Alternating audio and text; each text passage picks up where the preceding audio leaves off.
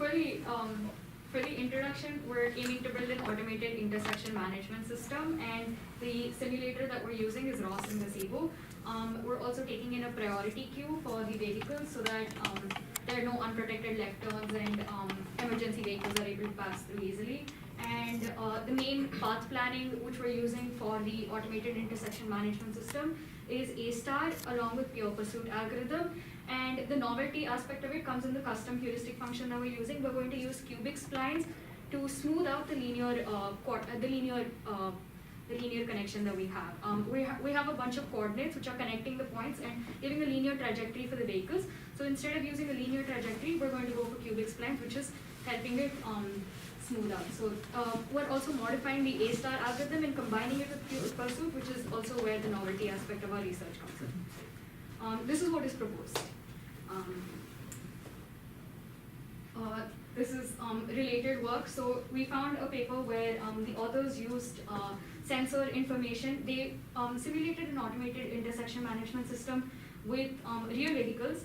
So they actually did a hardware implementation, and they used the pure pursuit algorithm, and they used sensors and just sensor information. But instead, the difference between our work and their work is that we aim to use vehicle-to-vehicle communication purely, and our future direction for our research is to implement the simulation that we're doing in real life. So we could learn from that paper and to make it happen in real life too. Yeah, so as was said, we intended to implement our aims in a simulated environment, and we have a number of simulators that can incorporate multiple vehicles that we have to choose from. The first simulator we considered was Carla. It does have multiple vehicle support. It's one of the most popular simulators for that purpose. It also has ROS support, and as you can see, it is quite visually appealing.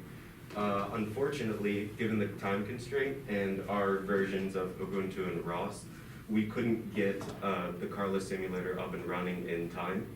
So instead, and it also requires a lot of processing power, which unfortunately we did not have in time. So we went with Gazebo, which was our next choice. Unlike Carla, it will work with any computer fairly reliably. It also has multiple vehicle support.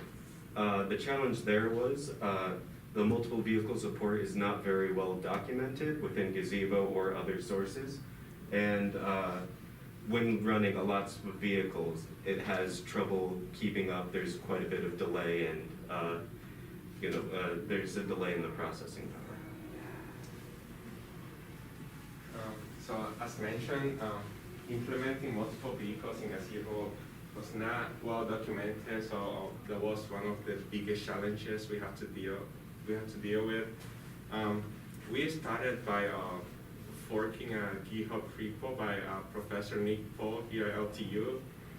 His fork did not support multiple vehicles at first, but he had some initial code that I could go off to finally get multiple vehicles up and running in Gazebo.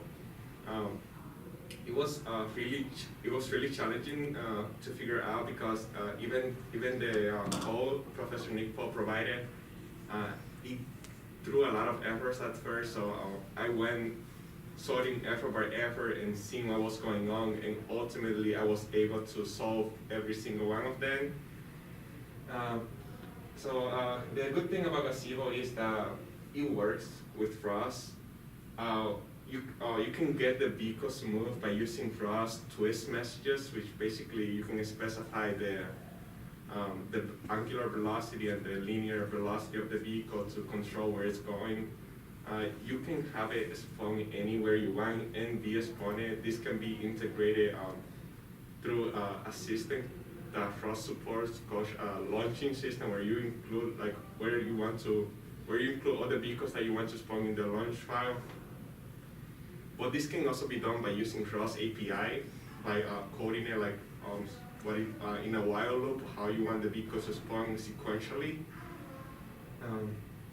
This ROS also provides dynamic reconfigure, which it is very useful for adjusting various parameters while running the simulator without having to rerun the code.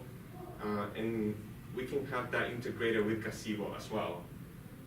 One very good thing about Gazebo is that it has a lot of modularity, so we can control like the finer details of the vehicle. We can get for each wheel, we can have it turn whatever angle we want, like piece by piece of the vehicle. We also have information like about the vehicle size, the length, which can be taken into consideration for this AIMS project.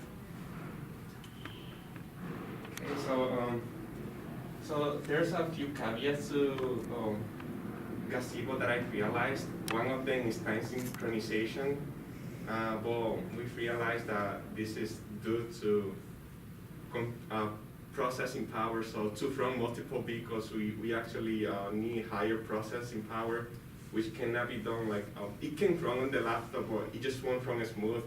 And sometimes you'll throw error because of the processing power is too low for Gazebo to handle vehicles moving at the same time and sending commands to where to move. Overall, we have all the components, and doing AIMS on Gazebo with Frost should be doable. And I included a link to the package of the simulator where you can run these images here. You can run this package and put it in your workspace, and you can get this demo working for you, in which you can edit and start working to implement the actual code.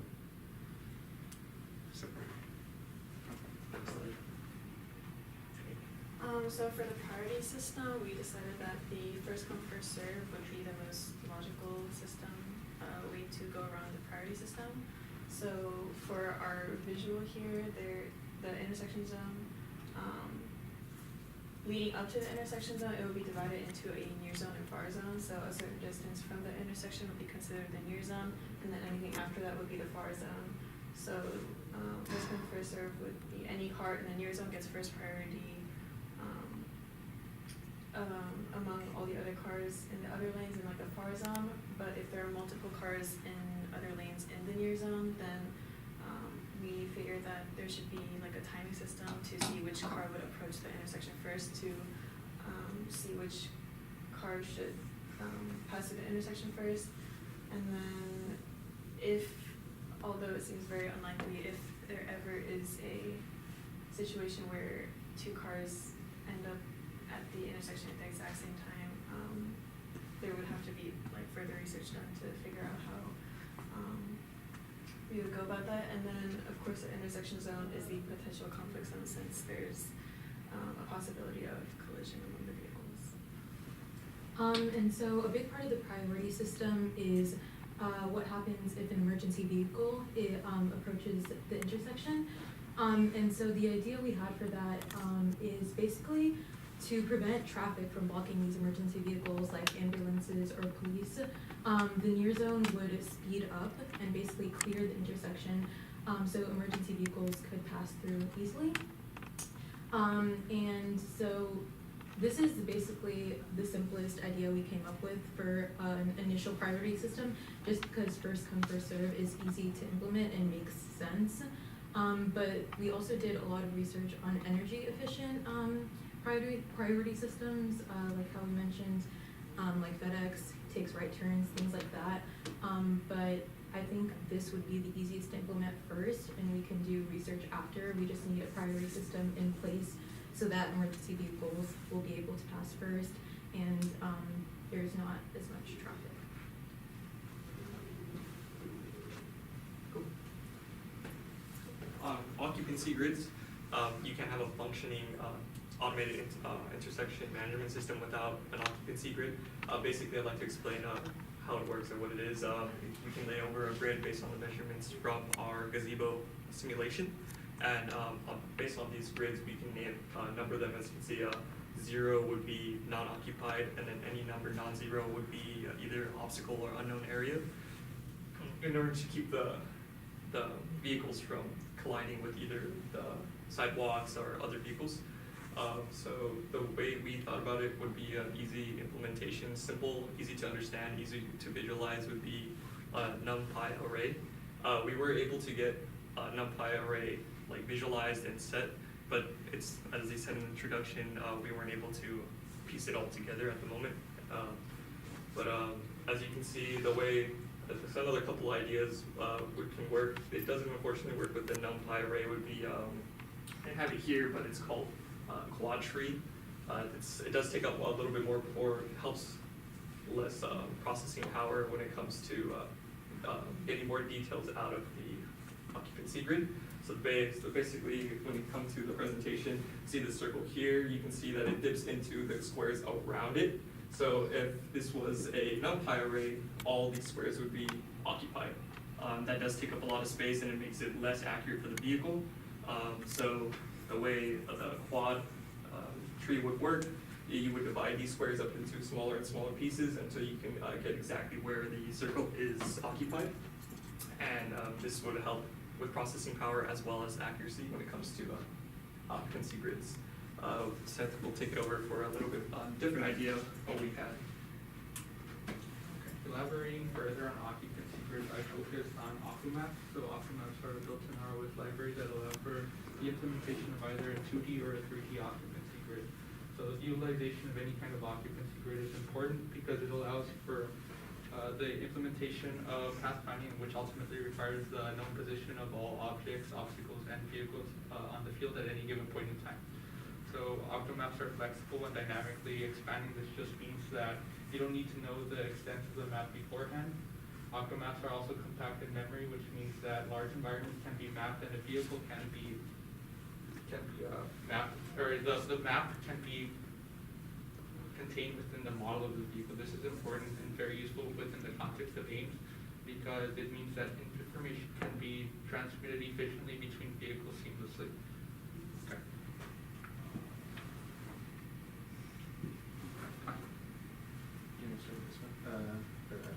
So, proposed path planning, the idea that we came across that seems the easiest at least to start with, and has implementation already, is A-star path planning. With the addition of peer pursuit, we also have some slight modifications to what we're doing with A-star as it relies on a grid-based system. That means that linear movement is very jagged, which is not a good system for vehicle movement itself.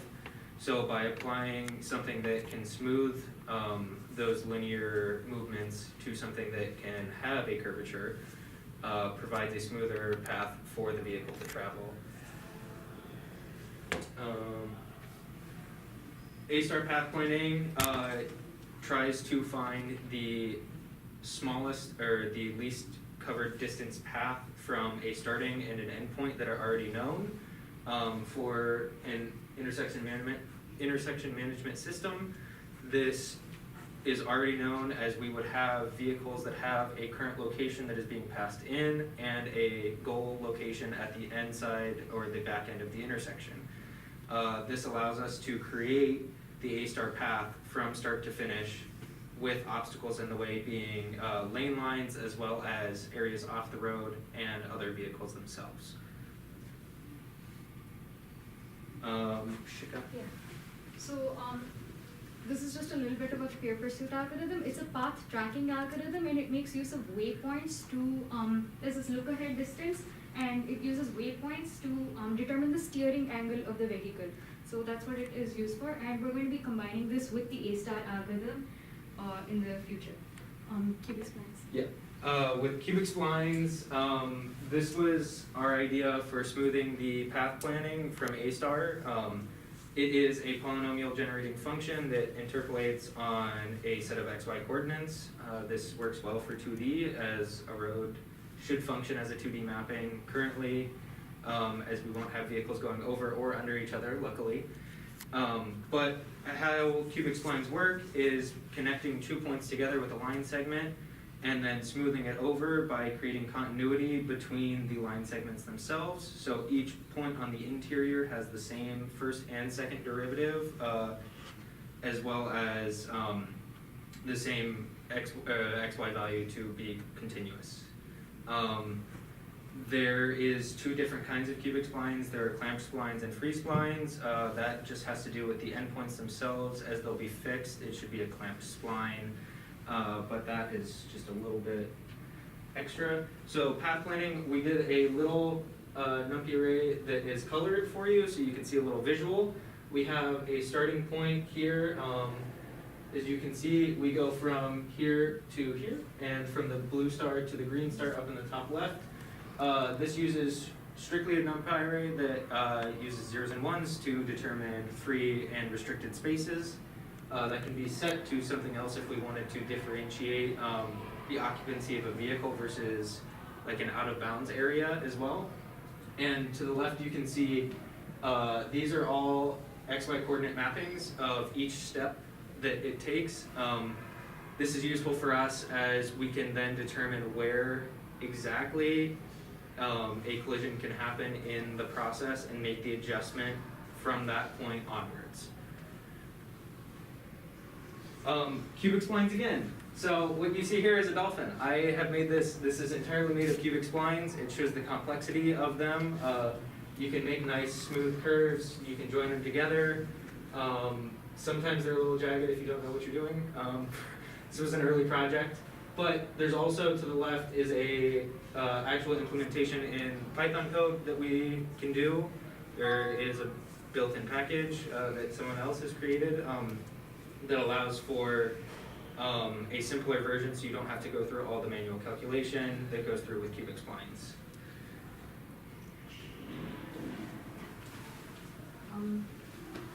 Even over here, we're using heap queue as the priority order for this one. And since we're using a NumPy array, that's why we think it's going to be easy to integrate with occupancy grid mapping, since we're using a NumPy array for this, and we'd be using a NumPy array even for occupancy grid mapping. And the coordinates would be useful for the cubic splines implementation.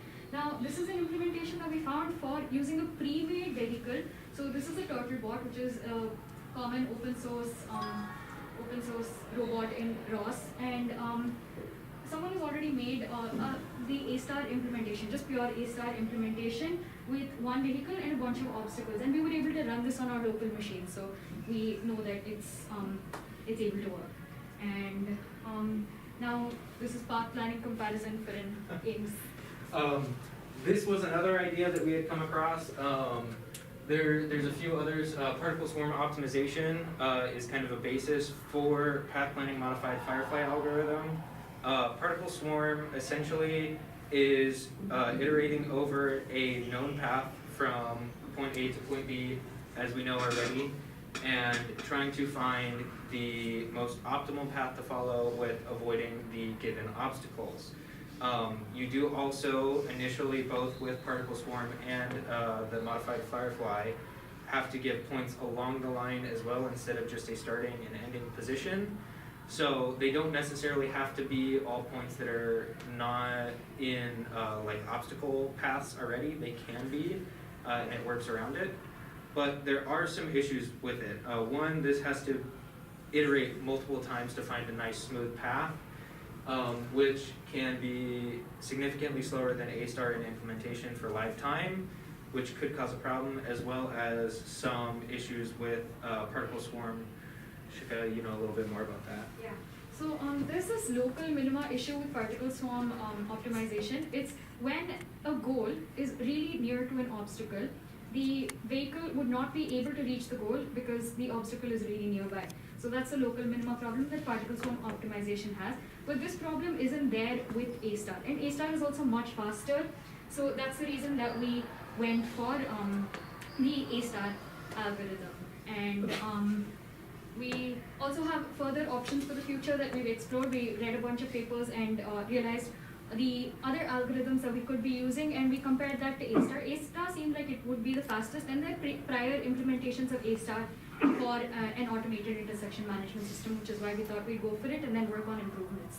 But some other algorithms which are being used are, there's probability roadmaps, and there's RRT, and there's also artificial potential fields. So the artificial potential fields algorithm is also has a local minima problem, which is why we didn't go for it, even though it would have been a good solution for this one because of the attraction and repulsion force that it's using. The way it models it is could have been useful, except the local minima problem would have been there too.